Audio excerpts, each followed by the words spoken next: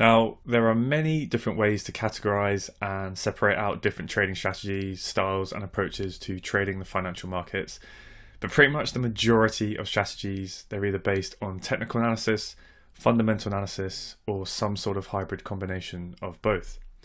Now, in Forex, fundamental analysis is the study of relative economic, social, and political forces that may affect the supply and demand of one country's currency against another. So in the long run, the exchange rate of a currency versus other currencies is usually a direct reflection of the market's opinion on the current and future health of its respective economy compared to other countries' economies. It's also heavily influenced by factors such as central bank actions and interest rates.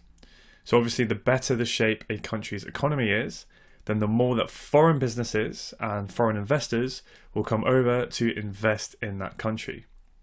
And what this results in is the need for those investors to purchase that country's currency in order to be able to obtain those assets. So this increases the demand for that currency and then in turn driving up the price as a result. Now, fundamental traders, they will monitor various factors that impact the relative economic strength of countries, such as interest rates, unemployment numbers, gross domestic product, retail sales, industrial production, and inflation. So to use this kind of analysis effectively, traders must keep an eye on political and economic events, as well as announcements, presentations, and speeches by politicians, economists, and central bankers. And this kind of analysis can take years to master. It can take months for the analysis to play out in the market, and it requires hours of constant research daily. So this is why serious fundamental traders have subscriptions to pretty expensive news and data feeds, such as Bloomberg terminals, which can literally cost thousands, if not tens of thousands of dollars a month. Now, currency exchange rates, they move up and down as a result of supply and demand from market speculators. So every day, investors and traders, both institutional and private sort of retail individuals, they all buy and sell currencies. The numerous types of market participants, they are buying or selling for their own unique reasons, their own unique views, ideas, and beliefs around what the currency pairs they are trading are actually worth. The meeting point of buyers and sellers, for whatever reason they are acting, is price. And no trades can take place unless both the buyer and the seller agree on a price. So it's literally just like an auction, right? And this drives the price of currency pairs. So buyers bring with them demand for the pair, applying upward pressure on prices, and then sellers bring supply for the pair, applying downward pressure on prices. And the market runs like a continuous auction throughout the day, with buyers and sellers constantly competing with each other to get the best possible price. So technical analysis is the framework used to identify trading opportunities through the study of that price movement and volume from that battle between buyers and sellers, and then that is then reflected onto a price chart. So you have these big commercial companies putting huge orders through the market. So let's say there's a big Japanese construction company and they need to buy thousands of tons of timber from Canada. Then they're going to need to exchange a large amount of Japanese yen for Canadian dollars in order to actually make that purchase, right? So they then go and approach the dealing desks at large banks to facilitate that transaction on their behalf.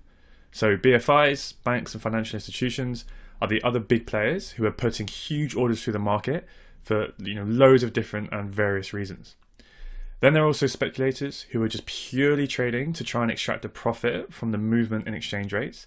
And this includes both large institutions, large financial institutions, as well as independent retail traders such as us. And all of those above that we just talked about, they are all affected by the forces of human emotion that come into play when sums of money are involved.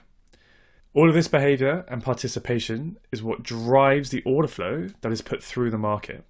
And the interaction of buyers and sellers with that order flow then prints the price action that we actually see on our charts.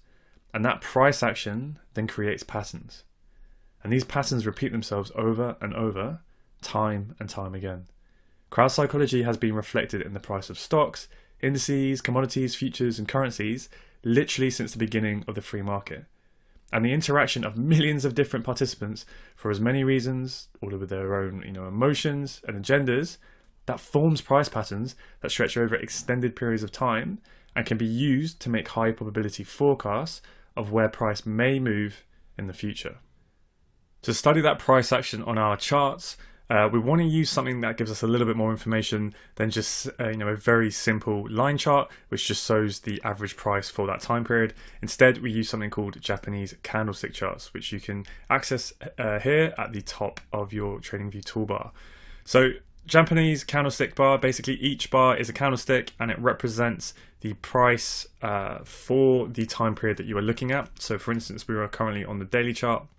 Therefore, each candle very simply represents the price action for that day.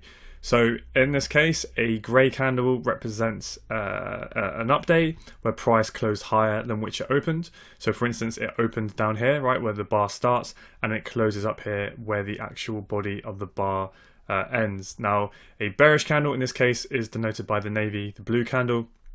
And this is where, very simply, the price closed lower than which it opened. So with this up candle here, right, we opened the day down here, and then we closed up here where the body of the bar finishes there. And then the very next trading session, we then opened where the prior day closed. So the prior day closed here, we then open at that same price level, and then the day finishes and closes at this price level down here, as if we have that bearish down day. Now the wicks simply just the bottom wick will represent the lowest traded price for that time frame, right? So this is a daily chart, so this means this wick down here, the very bottom of that wick represents the lowest traded price for that day, while the top of the wick indicates the highest price paid. Now here in Photon, we trade and teach a technical analysis based strategy, and contrary to popular belief of people outside of the trading industry, you do not need to be aware of fundamentals to consistently make money in the Forex market. All you need is a price chart, and with sound technical analysis skills and a trader's mindset, both of which we teach you how to develop to a professional standard with a detailed step-by-step framework. Now, after you've developed consistency, only if you wish to do so, you can gradually add layer by layer of fundamental analysis to your trading plan if you want to add another dimension to your edge in the market. But in Photon, we focus mainly on technicals, as we have found it gives us maximum clarity in the markets, and our education naturally reflects this in the order of our teaching. The majority of fundamental analysis traders, often referred to as macro traders, they trade on a much longer term horizon, as this is when macroeconomic factors tend to affect price movements on a much longer term scale. Which brings us nicely into the next way that you can define and categorize a trading strategy, which is based on time. So scalping, you've probably heard of that. It's a type of trading where you essentially stay in trades anywhere from just a few seconds to maybe a few minutes, and you're generally targeting a really small movement in price. Then we have day trading, which is where you typically stay in trades anywhere from a few minutes, but generally you don't hold any positions overnight into the next trading day. So of course, as the name states, you're in and out within the day. So your sort of main goal essentially is you're just trying to catch and ride that sort of main price movement of the day, and then you're out. Then we have swing traders, and they stay in trades anywhere from a couple of days up to a few weeks, and they are typically trying to catch a daily trend. And then finally, you have position trading, which is generally where you'll stay in trades anywhere from a couple of weeks to a few months, and sometimes even years. Now, the thing is, you can make money on any time frame.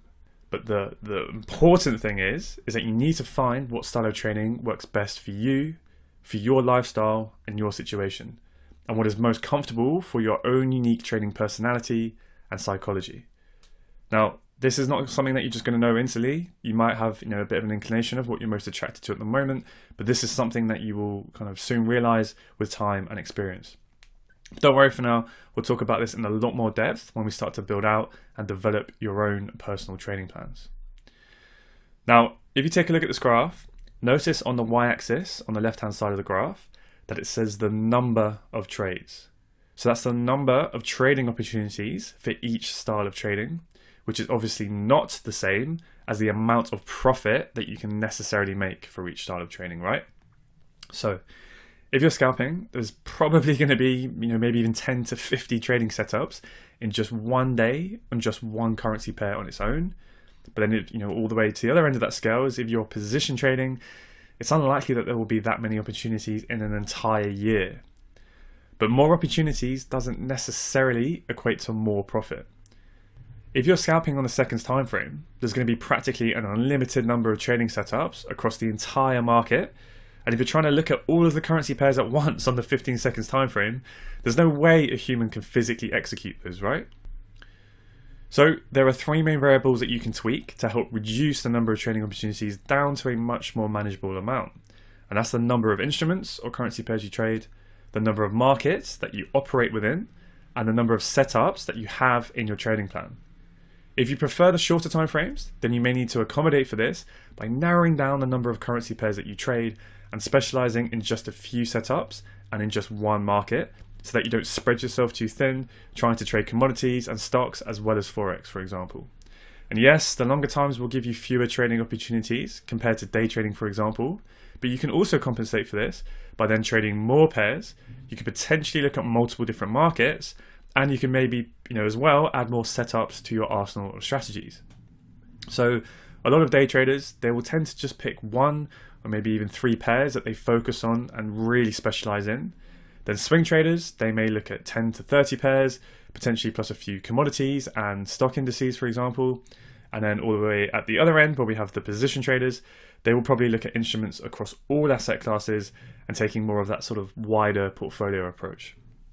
Now, the majority of us in Photon, and myself included, we take a much more sort of hybrid approach, and we essentially trade all four of those time-based styles, but on just one pair alone, or in some cases, maybe just two or three pairs at an absolute maximum. So you will learn and develop the skill set to be able to enter a position with the accuracy and refinement of a scalper on the lower time frames with a very small stop loss size, but to then hold and target the larger price movements of a swing or even a position trader for insanely huge risk to reward trades. Now, don't get me wrong, this is not easy. I'm not here to sell dreams. This is definitely not something that is going to happen overnight. But you will see throughout this program and your time here at Photon just how truly effective this strategy is. So please be prepared for some limiting beliefs to be absolutely crushed. So when you are beginning the journey with this strategy, I would highly, highly, highly recommend that you just focus on one or two pairs alone so that you can really learn and master your approach on that specific pair. And I promise you will be blown away by the abundance of opportunity that the market will provide to you on a daily basis. It's just down to you to learn how to open yourself up and tap into that opportunity, which is exactly the journey we're going to guide you through over the next 12 months.